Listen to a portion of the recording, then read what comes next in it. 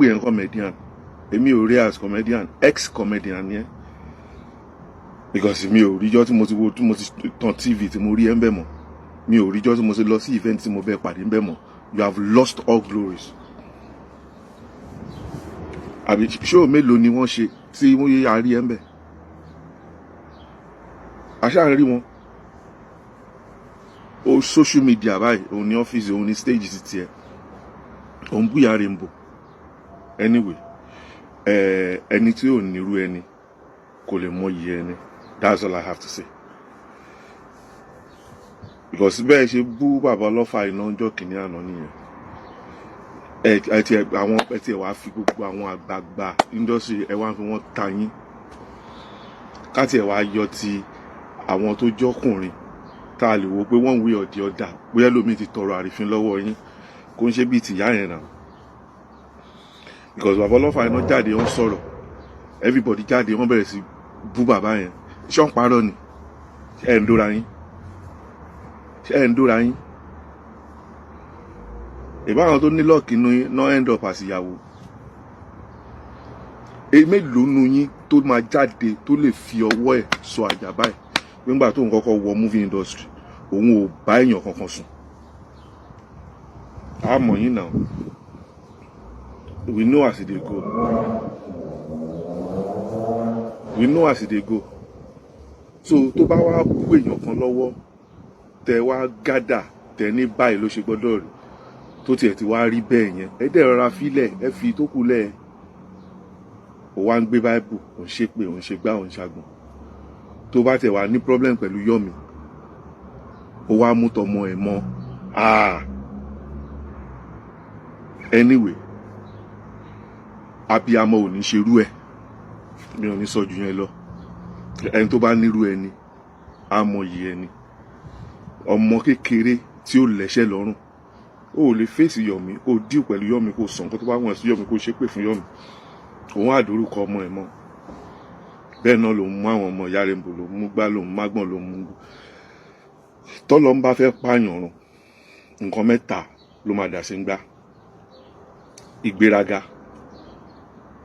etí dídì àtọ̀rọ̀ ẹnu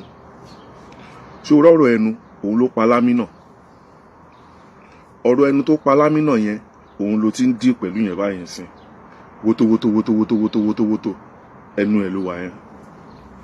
ṣé o wá rí ìgbéraga ó ti wọ̀ ẹlẹ́wù already ó ti rán agbádá ó rán dànṣíkì ó rán bùbá ó rán singlet ó rán ṣòkòtò ó wá bẹ fìfìlà dé complete ṣé o wá rí etí dídì òun ló ń bá ẹjà débi pé even àwọn tó nífẹ̀ẹ́ tó ń advice ẹ ò ní gbọ́ ọ̀nà ọ̀parun òun nìyẹn mi ò ní problem pẹ̀lú Yomi wa àti Yomi o because anybody tó bá wo last video tí mo ṣe ń gbà tọ́rọ̀ yẹn ṣẹlẹ̀ wọ́n á mọ̀ pé mo bú Yomi mo fún size ẹ̀ mo fún Jẹ̀ṣà náà size ti tiẹ̀ ni but tí ọmọ tí Yomi tó mú mọ́ yẹn tó bá nírú ẹ̀ ni o ò ní rò pé irú ọmọ kékeré yẹn tí ó ṣẹ̀ tí ó rò ẹ̀ wà bẹ̀rẹ̀ sí máa fi gégùn ìwọ ẹranko lásán yìí mi ò mọ tó ń ta ẹ́ lára mi ò mọ tó ń ta ẹ́ lára ẹ lé ẹ mú ẹ pa ṣé ẹ tún fẹ́ sun jẹ ni òun bú ya Rainbow òun ṣépè fún ya Rainbow ó kọjá yìí ẹ o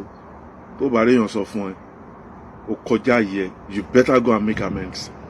it is better for you to go and make amends or else bá a ṣe máa lajú lẹ́rìí tá a máa wù ẹ́ báyìí tó máa fi di story. Yomi Fabiyi